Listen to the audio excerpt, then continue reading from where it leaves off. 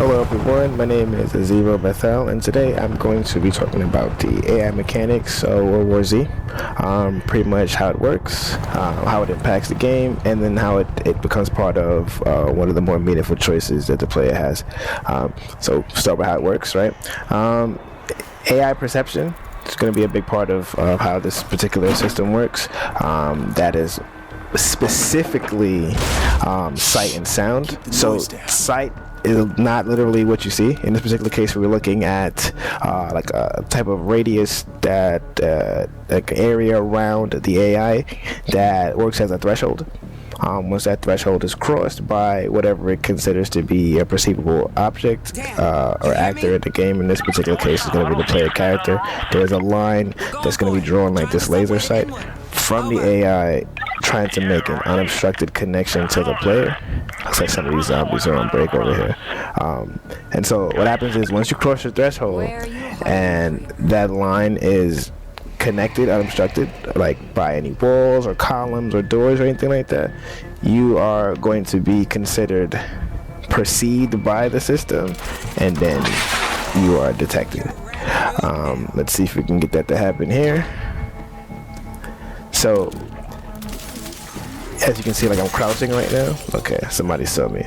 But they can't really see me until I'm very close. But if I stand, that's going to change the way the system reacts to me as well, making me more perceivable to it. But as you can see, more importantly, once you're perceived, they change states. It's going to be handled by a state machine, probably a custom one, or like a behavior tree. It's going to pretty much branch out into the different states that it wants the AI to react or act in at any given moment. It's going to change to an alert state. It's going to change to a pursuit state.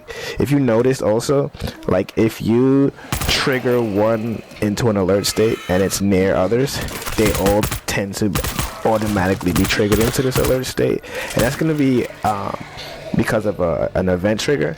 I believe that the way it works is that if there are any zombies within a specific radius of one that has been alerted, that is going to automatically cause them to change into their pursuit state. And that's pretty much how hordes work in this game. We're kind of going to explore that a bit more when we get into sound. And the sound perception works based on a threshold, right? So just like when you can see me better with the sight perception when I'm standing, you can hear me more as I'm making more footsteps.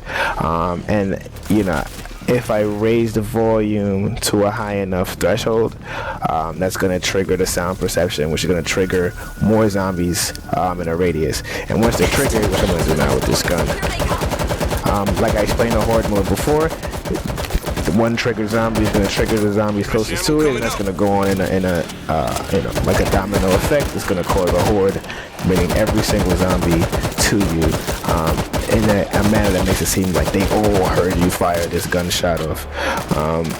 And I mean, that's basically how this AI system works, right? And as you saw, like once the zombies start rushing you, this turns into like a shoot 'em up game, you know, and there's no more stealth. But yet you can use silenced weapons and crouching and staying out of line of sight and making less noise to have a stealthy run at this game.